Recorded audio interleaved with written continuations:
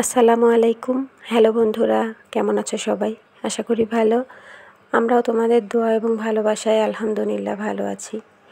আরও একটা নতুন ভিডিও নিয়ে তোমাদের সামনে হাজির হলাম। আশা করছি তোমাদের অনেকটাই ভালো লাগবে। আর এই ভিডিওটা ছিল বাসা যখন চেঞ্জ করেছিলাম তখনকার ভিডিও। নতুন বাসায় ওঠার এটার পরের দিন সকালবেলার ভিডিও। রুটি দিয়ে নাস্তা করেছিলাম, রুটি বানাইছিলাম আর মুরগির মাংস রান্না করেছিলাম। সেটা দিয়েই সকালবেলার নাস্তা শেষ করেছিলাম। নতুন বাসায় আসার পর মোটামুটি শুধু খাটটা ঠিক করা হয়েছিল, তারপর সব জিনিসপত্র ওরকমই ছিল।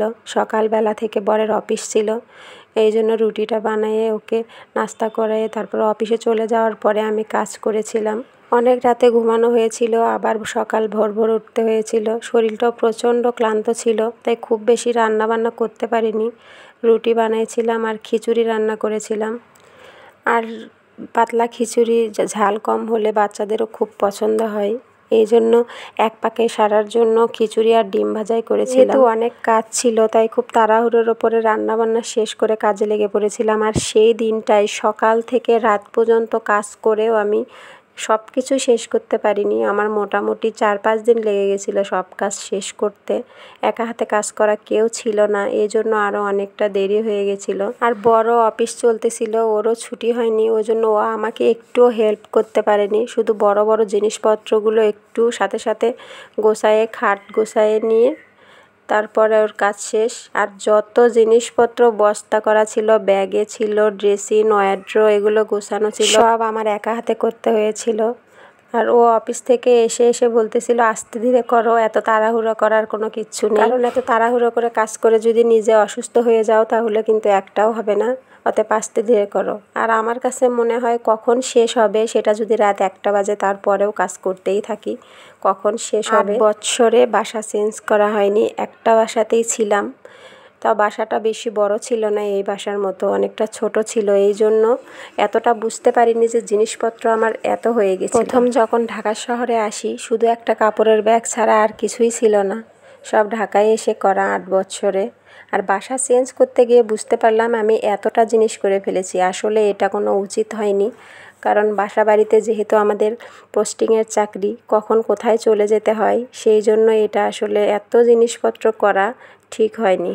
প্রয়োজনের বেশি জিনিসপত্র করা হয়ে গেছিলো, টুকিটাকি জিনিসপত্র বেশি ছিল। যেহেতু ঢাকাতে অনেক জিনিসপত্র, অনেক সুন্দর সুন্দর জিনিসপত্র পাওয়া যায়, সেহেতু দেখলে তো আর ছাড়া যায় না, এই জন্য অনেক কিছুই কেনা হয়ে গেছে। আর এটা সকালবেলা রান্না করে খেয়ে দিয়ে এই ভিডিওটা করেছিলাম সব কাজ শুরু করার আগে। আর এখন সব কাজ আস্তে আস্তে শুরু করব। বাসা থেকে ভাড়াটিয়া বের হয়ে গেছে, অন্যদিকে আমাদেরকে উঠতে হয়েছে, তাই বাসাটা রং করা হয়নি। বাড়িওয়ালা বলতেছিল যে 2 দিন পরে আমরা রং করে দেব, এই জন্য অনেকটাই আরও ভয় পাচ্ছিলাম, কারণ জিনিসপত্র গোছানো হয়ে গেলে তখন যদি রং করা হয় তখন কতটা আরও কষ্ট হবে টানাটানি, এইটা নিয়েই খুব প্রবলেমে ছিলাম সেই সময়ে। আর মেয়েরা দেখো নাস্তা করতেছে, সকাল সকাল এরকম কাজ করতে করতেই শেষ অবস্থা খারাপ। এই কাপড়গুলো প্রত্যেকটা গুছায়ে গুছায়ে যার যারটা তার তার ওয়ার্ড্রোর পাল্লাতে আমাকে রাখতে হবে। আর এদিকে কাজ করতে করতে প্রায় রাত চলে এসেছিল, তাই রান্নাবান্নাও করতে হবে, রান্নাবান্নার জন্য গোছাইতে হবে। এই জন্য সব কাজ যেটুকু হয়েছে এটুকু সেরে রেখে একটু রান্নার দিকে গিয়েছিলাম। পালং শাক নিয়ে আসা হয়েছিল, পালং শাক শিং মাছ দিয়ে রান্না করব। ফ্রিজে কয়েক পিস শিং মাছ ছিল, যেহেতু আমরা 2 জনে খাবো এই জন্য ভাবলাম একটু রাতের জন্য শুধু শিং মাছ দিয়ে পালং শাক দিয়ে রান্না করি। এতটা পরিশ্রমের পর মনে হচ্ছিল কিছু একটা দিয়ে খেয়ে শুতে পারলেই হয়, কারণ খুব ক্লান্ত হয়ে গেছিলো সারাদিন কাজ করতে করতে শরীরটা। খুব একটা বেশি কিছু রান্না করিনি, শুধু এই পালং শাক দিয়ে মাছ দিয়ে রান্না করেছিলাম। আর সকালবেলার জন্য একটু আলু সেদ্ধ দিয়ে রেখেছিলাম, কারণ উঠতে উঠতে যদি দেরি হয়ে যায় শুধু যেন ভাত রান্না করে ভর্তা ভাত দিয়ে খাওয়া হয়, এটা ভেবে। সন্ধ্যাবেলায় চা বানাইছিলাম সবার জন্য, চা খেয়ে নিয়ে বাচ্চারা আবার নাস্তা খাবে, চিপস পপকর্ন ভেজে দিয়েছিলাম ওদেরকে। এদিকে গ্যাসে রান্না উঠাই দিয়েছিলাম, আবার এদিকে গোছাচ্ছিলামও। হাঁড়ি পাতিল যেগুলো ছিল র্যাকের মধ্যে রাখার মতো জিনিসপত্রগুলো, সেগুলো বের করেছিলাম, এগুলোই গোছাচ্ছিলাম। তো দেখলাম আমার বাসা চেঞ্জ করতে কয়েকটা জিনিস নষ্ট হয়ে গেছে, কারণ ভ্যানে করে নিয়ে আসার সময়ে কাছেই ছিল বাসা, এই জন্য ভ্যান দিয়ে নিয়ে আসা হচ্ছিল। ভ্যানে করে নিয়ে আসার সময়ে আমার এক সেট প্লেট পুরো ভেঙে গেছে। পুরো 6টা প্লেট ছিল, 6টা প্লেটের একটাও নেওয়া যায়নি। ওইটা হচ্ছে ওর বাবা বলল যে বস্তা নাকি ওই ভ্যান থেকে নামানোর সময় ভ্যানওয়ালা একদম জোরে করে রেখে দিয়েছিল মেঝের মধ্যে নিয়ে এসে, ওই জন্যই নিচে ছিল, ওইটাই ভেঙে গেছে। ড্রেসিং টেবিলের পাল্লার প্রবলেম হয়েছে, ওয়ার্ড্রোর রং চটে গেছে। এগুলোই আসলে জিনিসপত্র শিফট করতে গেলে ভারী ভারী জিনিসপত্রগুলো এরকমই হয়, একটু নষ্ট হয়, কিচ্ছু করার নেই। একদিকে রান্না গ্যাসে উঠাই দিয়েছিলাম, একদিকে কাজও করতেছিলাম। তো যাই হোক, এতক্ষণ যারা আমার সাথে আছো, আমার ভিডিওটা দেখছো, তাদের সবাইকে অসংখ্য ধন্যবাদ, অনেক অনেক ভালোবাসা আমার ভিডিওটা ওয়াচ করার জন্য। প্লিজ সবাই একটা করে লাইক করে দিবে আর একটা কমেন্টস করবে যদি ভিডিওটা ভালো লাগে। আর আমার ভিডিওতে যারা নতুন তারা চ্যানেলটা সাবস্ক্রাইব করে পাশে থাকা বেল বাটনটি অল করে দেবে, যাতে আমার নতুন ভিডিও ছাড়ার সাথে সাথেই তোমরা পেয়ে যাও। যাই হোক, মেয়েদের জীবনটাই এরকম, কাজ করতেই হবে। তো এগুলোই গোছান গাছান করতেছিলাম। কিছুদিন যাবৎ একটা জিনিসই খেয়াল করতেছিলাম, সেটা হচ্ছে আমার ভিডিও তোমরা দেখো কিন্তু লাইক দিচ্ছ না। এটাই দুঃখের বিষয়, খুব কষ্ট লাগে, কারণ এত কষ্ট করে যখন ভিডিও বানানো হয় আর সেই ভিডিও যখন ওয়াচ হয় বাট লাইক পড়ে না, তখন খুব খারাপ লাগে। কারণ দেখতেছো ভালো লাগতেছে না, হয়তো এই জন্যও লাইক হয় না, এটাই মনে করতেছি, কি আর করব।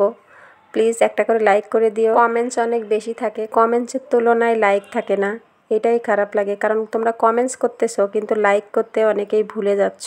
প্লিজ মনে করে সবাই একটা করে লাইক করে দিও, তাইলে ভালো লাগবে। আর এই যে দেখাচ্ছিলাম, এই 6টা প্লেটই আমার ভেঙে গেছিল, পুরো 6টা একটাও নেওয়া যায়নি, এমন অবস্থা করে ভেঙেছে যে পুরো এক সাইডটাই চলে গেছে। যাই হোক, সবগুলো আগের বাসা থেকেই সুন্দর করে পরিষ্কার করে নিয়ে আসা হয়েছিল, এই জন্য শুধু মুছে মুছে গোছানো হচ্ছিল। আর একদিকে গোছানো হচ্ছিল, এদিকে রান্নাবান্নাও প্রায় শেষের দিকে, রান্না শেষের দিকে। আর মেয়েরা বলতেছিল যে একটু পপকর্ন খাবে, চিপস ভাজা খাবে, তাই এই তরকারিটা হালকা একটু ঝোল ঝোল রেখেই নামিয়েছিলাম। কারণ পালং শাকে যেহেতু আমার বরের বাড়ির ওইদিকে ঝোল খাই, তাই একটু হালকা পাতলা ঝোল ছিল, এটাই নামিয়ে দিয়েছিলাম। আর এদিকে র্যাকেও অনেকটা জিনিসপত্র ওঠানো হয়ে গেছিলো যেগুলো ব্যবহার করার মতো, আর যেগুলো উঠায় রাখবো সেগুলো বাইরে রেখেছিলাম, ওগুলোও গোছানো লাগবে। আর তারপরে পপকর্ন আর চিপস ভেজে দিয়ে মেয়েদের খেতে দিয়েছিলাম। তো এদিকে পপকর্ন চিপস ভাজা হচ্ছে। আমি ওদেরকে বাইরে থেকে পপকর্নটা কিনতে দিই না, কারণ আমি এই পপকর্নের জন্য যে ভুট্টাটা পাওয়া যায় এইটাই কিনে নিয়ে তারপর বাসায় ভেজে দিই, এটাই ওরা খেতে পছন্দ করে। সাথে একটু বিট লবণ বা বিট লবণ না থাকলে শুধুই লবণ ওর মধ্যে দিলেই সুন্দর হয়, এটাই ভেজে দিই, এইটাই ওরা খেয়ে নেয় অনেক সুন্দরভাবে, এই জন্য বাইরে থেকে কিনতে হয় না। এতক্ষণ আমার সাথে থাকার জন্য সবাইকে অসংখ্য ধন্যবাদ। আর তোমাদের সবার ভালো থাকা এবং কামনা করে আজকের ভিডিওটা আমি এখানেই শেষ করছি। সবাই ভালো থাকবে, সুস্থ থাকবে আর আমার জন্য দোয়া করবে। টাটা, আল্লাহ হাফেজ।